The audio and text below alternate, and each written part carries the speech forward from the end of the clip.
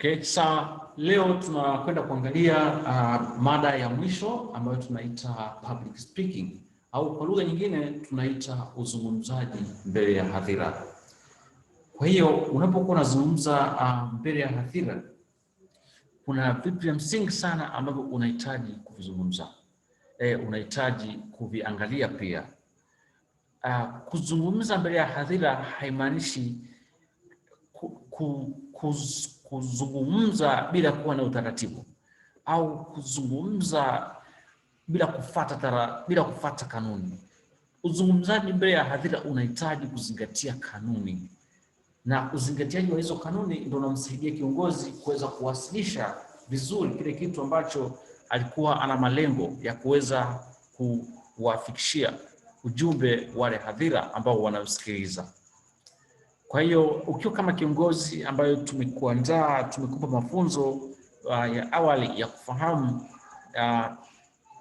dhana ya uongozi, utatuzi wa migogoro, utunzaji wa amani, kuna haja kubwa sana ya kufahamu namna ya kuweza kuzungumza na hadhira. Watu wengi wanashindwa kufanikiwa kufikisha ujumbe wa vitu ambavyo wanahitaji kuzungumza na hadhira kwa sababu hawajui namna ya kuzungumza na hadhira. Wakati wote mtu anapozungumza na hadhira, kuna mtu mwingine anaonekana amekasirika. Kuna wakati mwingine ukizungumza na hadhira inakuona kwamba ni mtu ambaye hauko serious. Unaweza kuzungumza na hadhira lakini wanajikuta hawaoni nini unazungumza. Katika maneno yako unayozungumza wanaona wanashindwa kupata taarifa ya kile unachotaka kuwapa kwa sababu umekosa kitu tunachoita public speaking skills. Kwa tutakufundisha kama kiongozi kitu kinachoitwa public speaking skills. It is very important to know about it. Let's now go direct. Public speaking. What is public speaking? Public speaking here, it means the process. Public speaking, it is a process. The process of speaking to a group of people. Kitendo cha kuzungumza katika kundi la watu, hicho kitendo tunakiita public speaking. You speak to the group of people. But you speak to the group of people in a structured and deliberate manner. When you speak to the group of people, before you speak, assess yourself if what you want to speak, it is structured. Kama unachotaka kukiongea kimepangiliwa vizuri. Therefore, don't speak anything if what you want to deliver, it is not structured and is not in the deliberate manner. Don't speak. Arrange first. Make sure that it is well structured and then speak to the people. The group of people, they want to hear from a leader the things that are structured. Ukizungumza vitu ambavyo haviko katika mpangilio mzuri, watakuona ni mtu ambaye unashindwa kujieleza vizuri. Wanasema nimeshindwa kujieleza vizuri. You see? Wanasema wengine kwamba sioni kama napata maana ya anachokizungumza kwa sababu umefeli ku structure. See? For public speaking, it is about structure. Structuring what you want to speak to a group of people. And the way you have structured, it must be deliberate in deliberate manner, like that. That is the meaning of public speaking. Kwa kuzungumza mbele ya watu si kitu cha kuongea. Ukisimamisha uzungumze mbele ya hadhira, kumbuka kwanza kwamba unafanya kitu kinaitwa public speaking. Kwa lazima unachokizungumza kipangiliwe. Usizungumze tu ili uongee. Ukitaka kuongea, utaongea na watu wasipate maana ya kile ambacho ulikuwa unahitaji kukiongea. Therefore, public speaking, it is an art. It is an art. Si kitu cha kuongea. It is an art. You have to be careful with public speaking. Another thing is when you speak to the group of people, there are three purposes. Unapokuwa unazungumza na hadhira, kuna malengo mawili. Kwa hiyo ukishafahamu kabisa kwamba ninachotakiwa kuzungumza lazima kiwe kimepangiliwa vizuri au kiwe in structured manner. Hatua ya pili, jaribu kujua kwa nini unazungumza na hadhira. Unaweza ukasimamishwa uzungumze na hadhira, ukazungumza kitu ambacho haukujua malengo yake. Kwa hiyo kabla hujazungumza na hadhira, kwanza fahamu unataka kuzungumza na hadhira kwa malengo gani. Therefore, when you do public speaking, you have to understand purpose. And first purpose can be to inform. You can be having an intention to speak with the audience, but your intention is to inform. And then inform. If your intention is to inform. And you can be having an intention to speak with our audience, and your intention is to influence. If your intention is to influence, then influence. If your intention is to entertain the listener, then entertain the listener. This is what leaders are supposed to know. Ukiwa kama kiongozi lazima ujue vitu vyote vitatu. Unaposimama sehemu yoyote ili kuzungumza kama kiongozi kwenye hadhira yoyote, hebu jaribu kuchambua kati ya vitu vitatu unasimama uzungumze kwa malengo gani. Unaweza kusimamisha kumbe unataka kutoa taarifa, wewe unaanza kuinfluence, unakumbe kusema fanya public speaking. Don't do public speaking and without knowing the purpose. Before you do the public speaking, understand the purpose of doing the public speaking. Why do you want to do the public speaking? See, therefore, if you want to do the public speaking for the purpose of inform, give them information, and then stop there. When your purpose is to influence, then influence. When your purpose is to entertain the listener. That is how we do the public speaking. Another thing is speakers need. See here, unapotaka kufanya public speaking, speak kama speaker. Kuna mapungufu yako ambayo unakuwa nayo.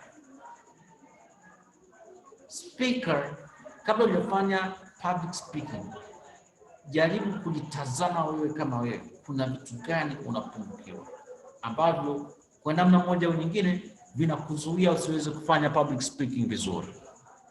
Moja ya kitu ambacho wanapungukiwa speakers walio wengi ni presentation skills. Presentation skills ni moja ya kitu kubwa sana ambacho watu wanapungukiwa. How do you present the message to the audience? Namna unavyowasilisha ule ujumbe kwa wale wanaokusikiliza.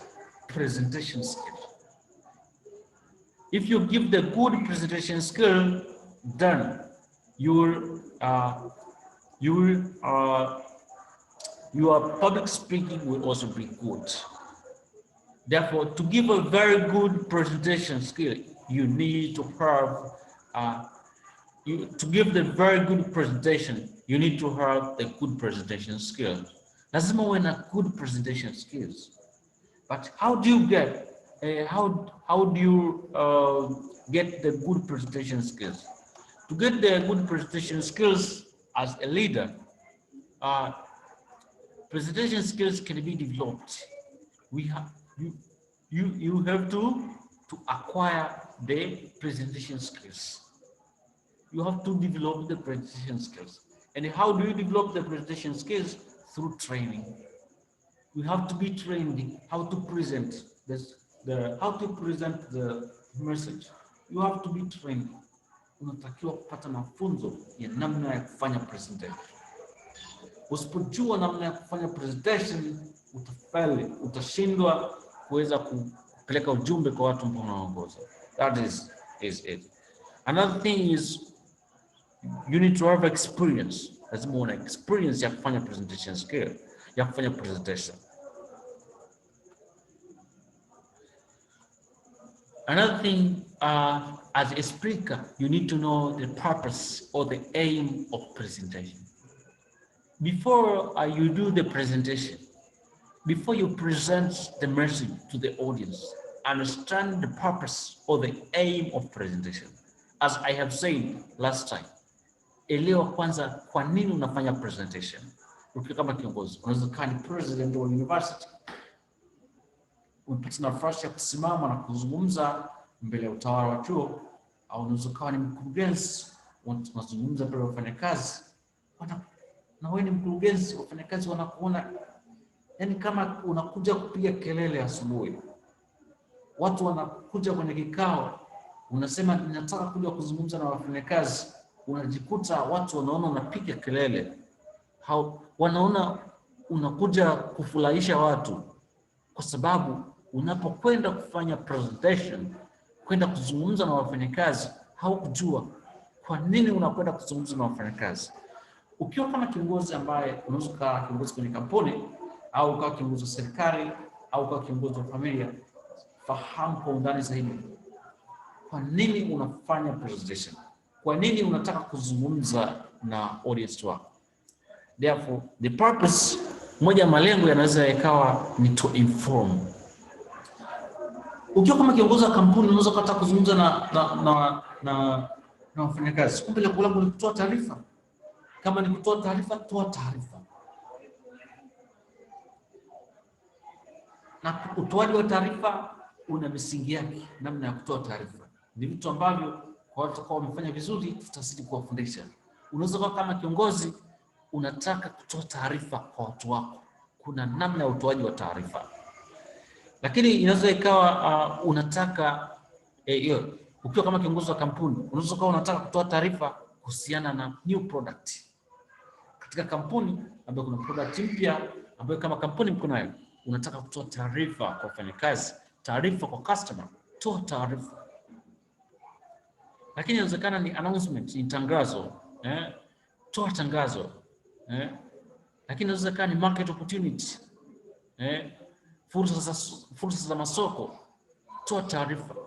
Kwa unapotaka kutoa taarifa kama kiongozi kwa audience au kwa customers, toa taarifa katika maeneo kama ilivyoonyeshwa. Another thing is the purpose can be inspiring or persuading.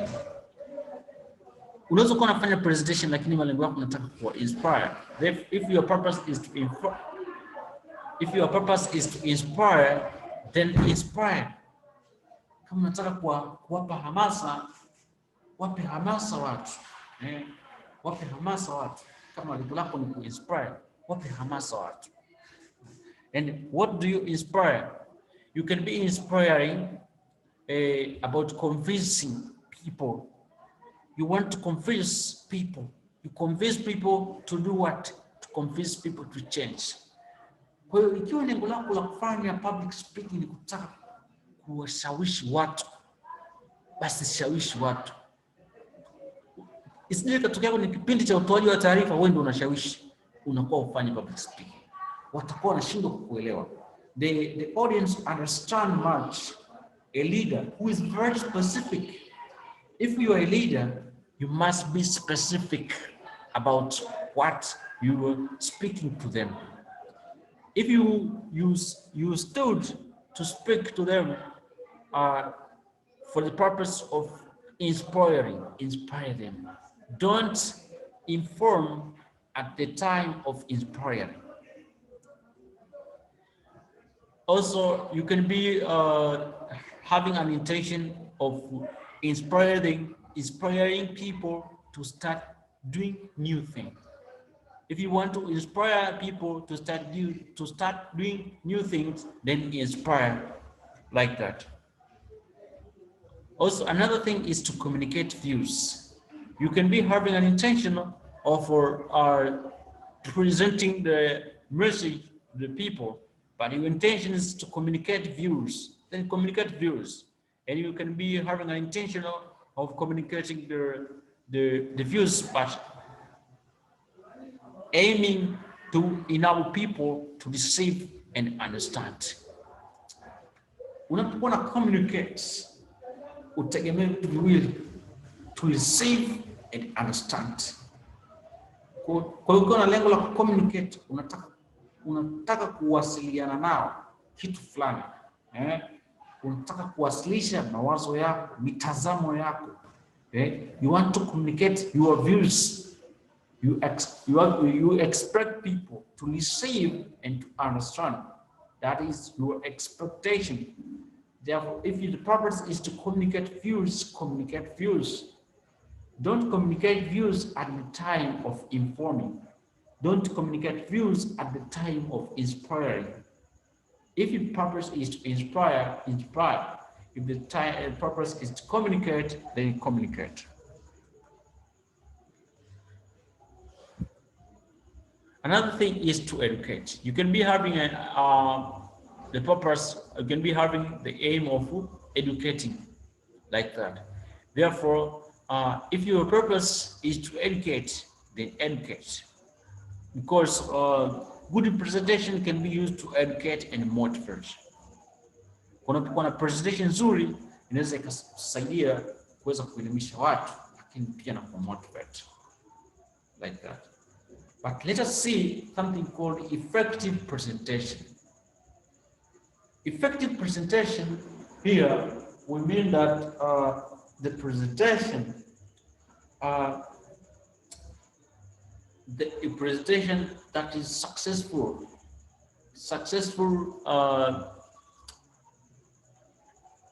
enable the message to be delivered to the people. That is effective presentation. Therefore, the effective presentation, it has four key components. Ili uweze kuhakikisha kwamba unachotaka kuwasilisha kwa watu kimefika kwa ufasaha, unatakiwa kuzingatia vitu vifuatavyo. First thing is the situation. Ukitaka kuwasilisha kitu, tazama kwanza kitu kinaitwa situation. Situation is about consider purpose. What is your purpose? Why do you want to present? Understand the purpose before you present. Also, occasion. See, another thing is environment. Kwa unapotaka kufanya presentation, angalia kwanza situation. What is the purpose of doing presentation? And the occasion. See, the environment.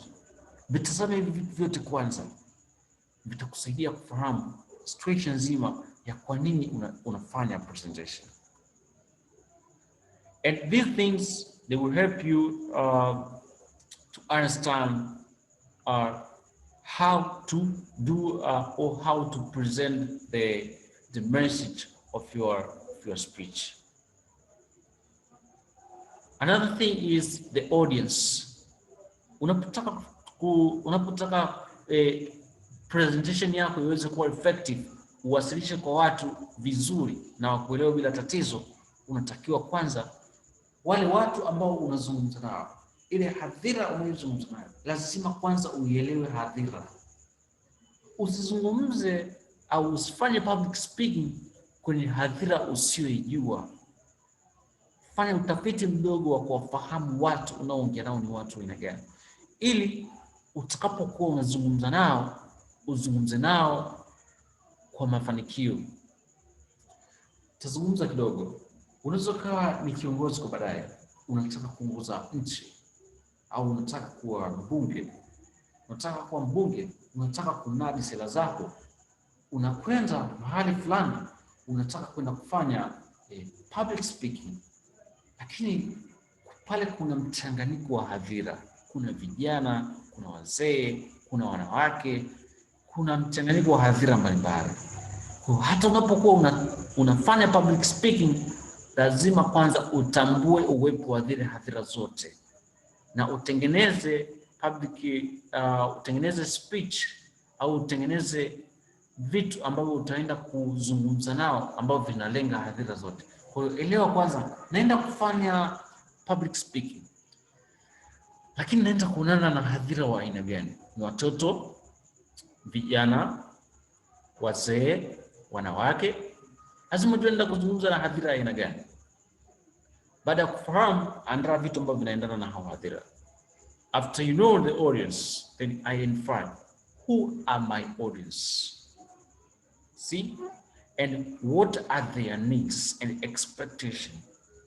Kwa ukiwa kama mbunge, ukiwa kama waziri, unataka kwenda kuzungumza na hadhira,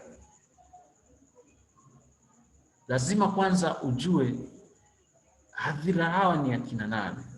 Tambua kwanza, kama ni wanafunzi unazungumza nao, zungumza na wanafunzi kama hadhira, lakini tambua pia uwepo wa makundi tofauti tofauti ndani ya hadhira unaoongea nao. Halafu baada ya hapo, tambua mahitaji ya wale hadhira unaoenda kuzungumza nao. Ukitambua hitaji lao, utazungumza kitu ambacho kinawasaidia wao. Hadhira wanataka uzungumze kitu ambacho wanahitaji nacho. Ukienda kuzungumza kitu ambacho hata hakipo katika mawazo yao, unajikuta kujaongea na watu.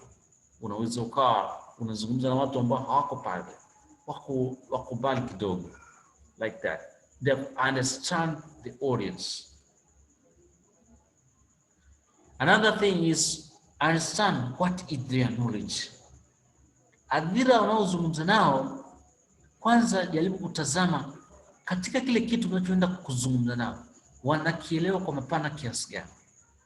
Unaweza ukawa kama kiongozi unataka kwenda kuzungumza na hadhira kuhusiana na kitu fulani, lakini kitu unachokizungumza hauna uelewa nacho, au unaelewa kidogo zaidi kuliko wanavyoelewa wao. Utajikuta hadhira wanaonyesha ishara ya kwamba huelewi chochote. Ni kitu kibaya kiongozi kuonekana unazungumza kitu usichokijua. Ndo inaanza hapa. Kwa mtu ambaye anafanya public speaking, hajatambua hadhira anazungumza nao ni aina gani, hajatambua mahitaji na matarajio ya wale watu ambao wanazungumza nao, lakini hajajua upeo wa wale watu wanaelewa kiasi gani vitu ambavyo kuzungumza. Kwa hiyo ukiwa kama kiongozi, hakikisha kwanza unapofanya public speaking unazingatia kwanza vitu vya msingi. Another thing is understand what is their knowledge about the topic. Nishasema kile kitu tunachotaka kwenda kuzungumza nao, jaribu kuwatazama wanaelewa kwa kiasi gani. Kuna mbinu sasa tutakuja kufundisha ambazo zitakusaidia wewe kuchunguza, mbinu za kuchunguza, kufahamu wao hadhira wanaelewa kwa kiwango gani. Kuna tafiti tutatakiwa kufanya. Sasa kuna mbinu za kufanya tafiti ili kujua wale hadhira wanaelewa kwa kiasi gani kitu ambacho tunataka kuzungumza nao. Therefore, then try to exceed the expectation. Ukishajua kwa undani vizuri zaidi namna wanavyoelewa, hasa zungumza ili uendane na mahitaji yao. Lakini pia zaidi hata ya mahitaji yao, unaweza kuongeza vitu vingine sasa, kwa sababu umeelewana nao vizuri. Kwa hii inamsaidia kiongozi hata akitoka pale amezungumza na watu. Kuna watu wanashindwa kuzungumza na hadhira vizuri kwa sababu wanakosa kitu kinaitwa public speaking skills. Anakosa kitu kinaitwa presentation skills.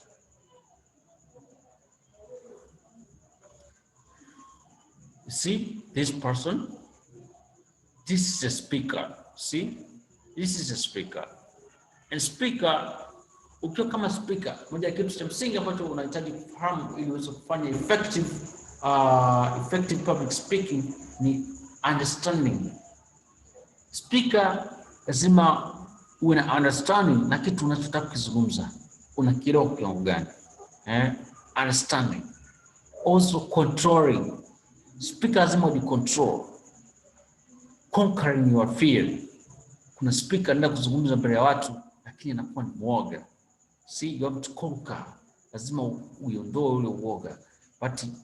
And then you have to develop unique presentation style.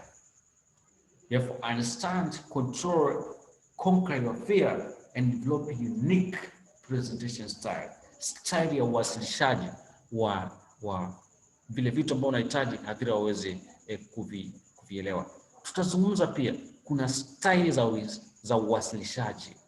Kwa hiyo tutakuja kuwafundisha wale ambao tutakuwa pamoja presentation style mbalimbali za kupresent. Lazima kama kiongozi usijue, ili zikusaidie baadaye kuzungumza na hadhira kwa mafanikio zaidi.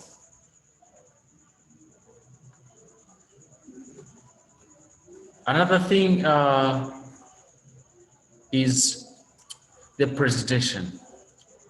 Ili public speaking iweze kuwa effective, tunatazama presentation. You must consider the goal and objective. Malengo ya kufanya presentation. Also planning and preparing. Presentation yako lazima iwe planned na vivyo lazima uiandae. See? Also developing an impressive presentation.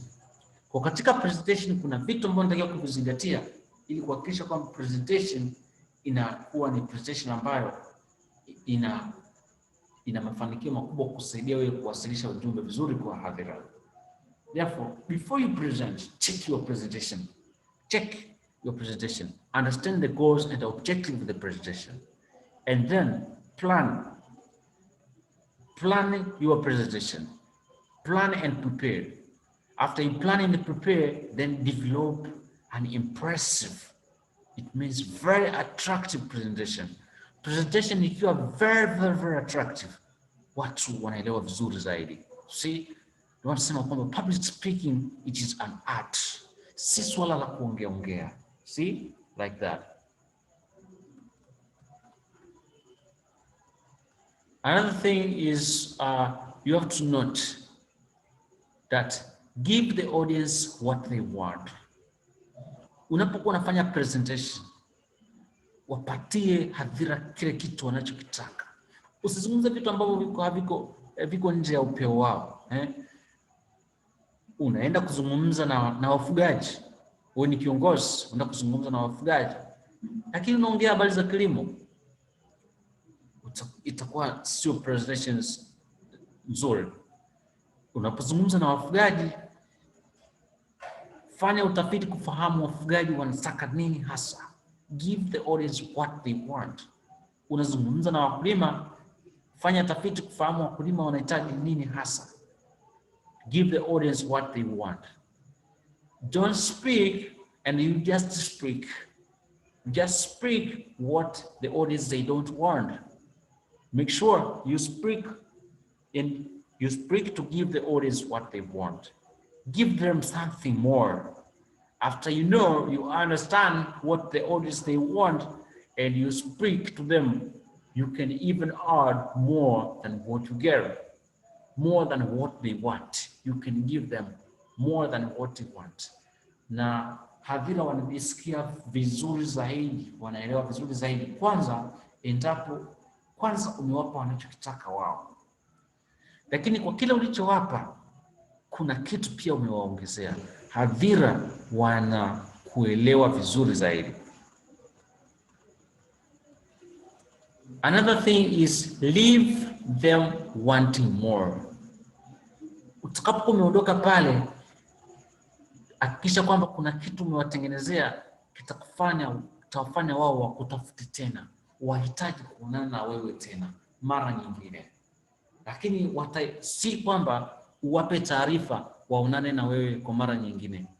Kwa kile tu ulichowapatia, kwanza umewapa wanachokitaka, kuna vitu vya ziada umewaongezea. Watajikuta kwamba kumbe ni mtu ambaye kuna vingi unaelewa zaidi ya vile wanavyojua wao. Lakini hata kama unajua vile wanavyojua wao, lakini wewe unajua kwa mpana zaidi, watatafuta kuendelea kufundishwa na wewe. Watatafuta kuendelea kusikiliza wewe. That is how the audience they want. Hivyo ndo namna hadhira ambavyo wanahitaji. Kwa ukiwa kama kiongozi unafanya public speaking, hakikisha kwamba kuna vitu unahitaji kuvizingatia. Another thing is that ask yourself, does the audience care about you? Audience, do they care about you? No, audience, they don't care about you personally, but your audience don't care about you. They don't care about you. We shall see what the audience they care about. They care only about themselves. Audience wanajitazama wao kama wao, ni kitu gani unataka kuwasaidia. Kwa hiyo wanaanza kwanza wao, wanajitazama wao. Hadhira unaotaka kwenda kuzungumza wanajitazama wao kama wao, kuna kitu gani wanakihitaji kwao. Wanatazama kama, je, unaweza ukawapatia kile kitu ambacho wao wanakihitaji. Wanajiuliza hivyo. Kwa hata kama tumesimama pale mbele unazungumza kwa morali na nini, lakini wanakutazama, je, unataka kuwapa kile kitu ambacho wao kweli wanakitarajia? Na je, kuna nyongeza yoyote unaweza kuwapa? Wanajiuliza. Kwa wanajijali zaidi wao, wanataka wao wapate kitu fulani kutoka kwao. Kwa ukizungumza unaweza kujikuta ulikuwa unaongea peke yako. Na speakers wengi wanaongea peke yao, wanashindwa kufanikiwa kuwapatia watu, kuwapatia audience kile wanachokihitaji. Anazungumza peke yake pale mbele, na speaker anayezungumza peke yake utajikuta analazimisha hadhira wampigie makofi, wamshangilie. Hadhira uliyempa kitu anachokihitaji atakupigia makofi mwenyewe, atakushangilia mwenyewe, hauhitaji hata kumwambia naomba mnishangilie.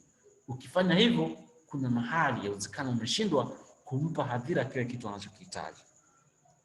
So remember to give them what they want. If you want the audience to clap hands for you, give them what they want. If you want the audience to raise our voice for you, then give them what they want. Make them to rise because you gave them what they want, like that. Therefore, focus on what the audience needs. See what they need to know. You have to ask yourself, like there, the question mark there.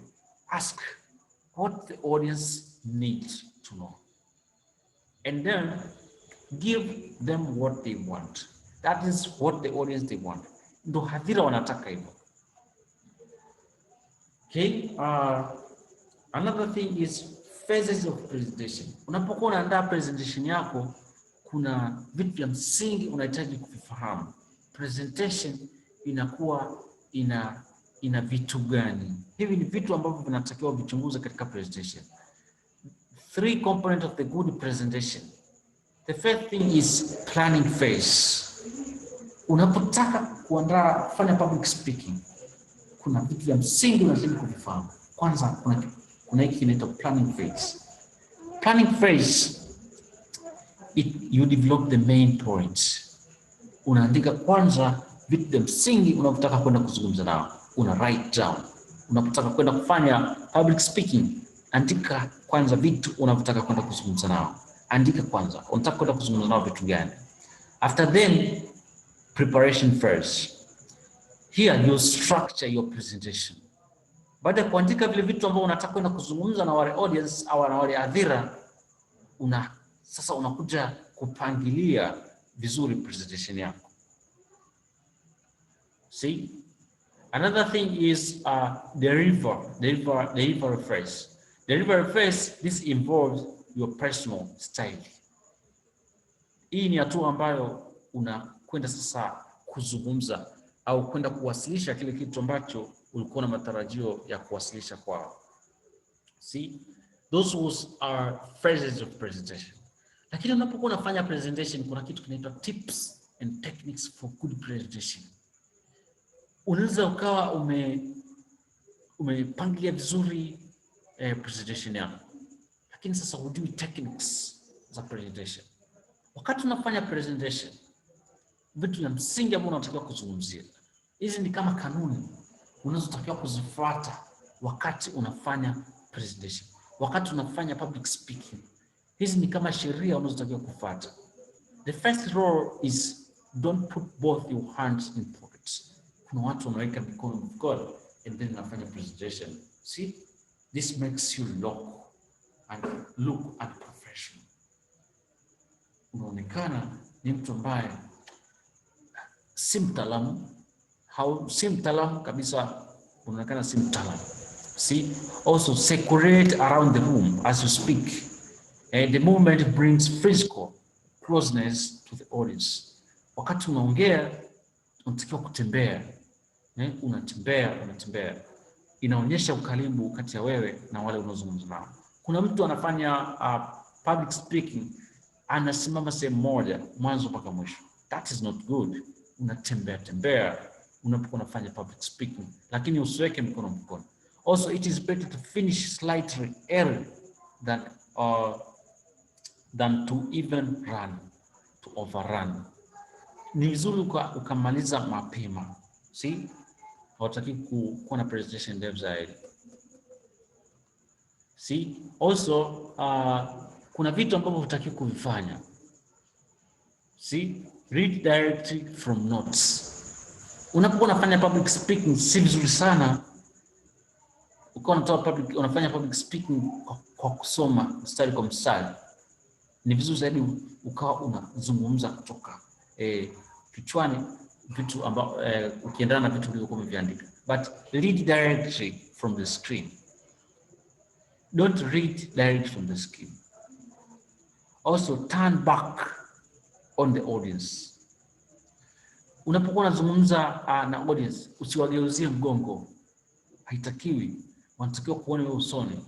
Kwa sababu ukiwa unazungumza unawageuzia mgongo. That's not good. Also, keeping hands in the pocket for a long time. Kwa muda mrefu unaweka mikono mfukoni. Also, no nervous gestures. Kuna wakati mwingine unaweza kuwa unazungumza lakini uko unaonyesha umepanic. Wasikilizaji au hadhira hawamsikilizi vizuri sana mtu ambaye anaonekana amepandwa na jazba. Mtu aliyepandwa na jazba hasikilizi vizuri. Message yako haiwezi kufika vizuri endapo unazungumza ukiwa umepandwa na jazba.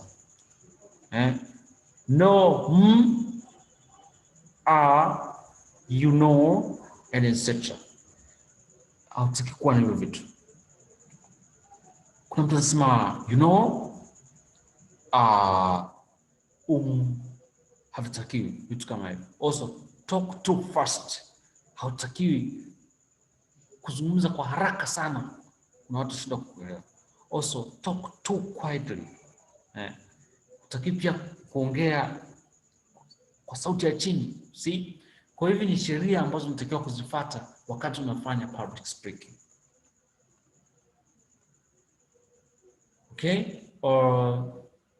Tulikuwa tunaendelea kule also, don't leave visual aids on too long. Unapokuwa unazungumza, unaweza kuwa umedisplay kitu unachokizungumza. Ukishakisoma inatakiwa unazima ili wa concentrate kwa sababu unaweza kuwa unaendelea kuangalia, mwingine anashangaa picha, mwingine anashangaa message hajaelewa kule. Kwa unatakiwa ku turn off. Also, do not rush through as if you are in a hurry.